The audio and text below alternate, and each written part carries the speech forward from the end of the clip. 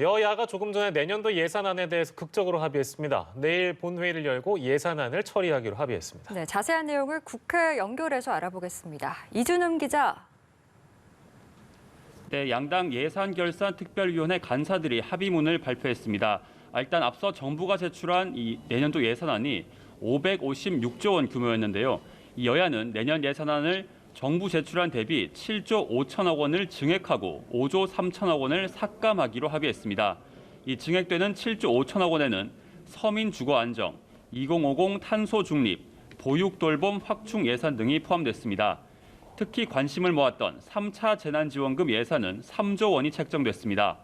전 국민 지급이 아닌 코로나 피해 업종, 계층에 선별적으로 지원할 예산이 확정된 겁니다. 또 여야는 코로나19 백신 물량 확보 예산에도 9천억 원을 증액했습니다. 기존 백신 예산까지 더하면 백신 4만 4,400만 명 물량을 확보할 수 있는 규모입니다. 이렇게 되면 내년 예산은 556조 원에서 2조 2천억 원 늘어난 총 558조 원 규모로 결정됐습니다.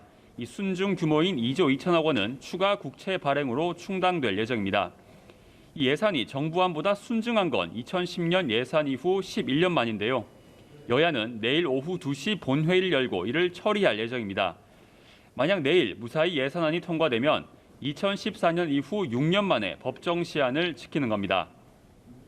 오늘도 국회 본회의가 열렸습니다. 조금 전 방탄소년단처럼 국가 위상을 높이는 데 기여한 대중문화예술인의 입대를 30살까지 연기하는 병역법 개정안이 통과되는 등 오늘 본회의에선 비쟁점 법안 51건이 처리될 예정입니다. 예, 오늘 윤석열 검찰총장에 대한 직무정지 효력을 중단할지 여부를 결정하는 법원의 판단, 그리고 감찰이 적절했는지를 따지는 법무부 감찰위원회가 줄줄이 열리는데요. 정치권도 촉각을 곤두세우고 있을 것 같습니다. 네, 맞습니다. 정치권에선 연일 이 추미애 법무부 장관 그리고 윤석열 검찰총장을 사이에 두고 이 대리전 양상이 이어지고 있는데요. 민주당 김태년 원내대표는 조국 전 장관 자녀 표창장 수사나 월성 1호기 수사는 정권 비리에 맞선 수사가 아니라며 윤 총장이 누명을 썼다는 주장은 정치적 궤변이라고 지적했습니다. 윤 총장 비호에만 나서는 검찰에는 무감각, 인권 불감증이 충격적이라고 쏘아붙였습니다. 반면 국민의힘은 정부 여당에 대한 비판 수위를 높였습니다. 주호영 원내대표는 정세균 총리가 가진 국무위원 해임 건의권을 추 장관에 쓰는 게 맞지 윤 총장의 자진 사퇴하라고 하는 건 무슨 해괴한 발상인지 모르겠다고 목소리를 높였습니다.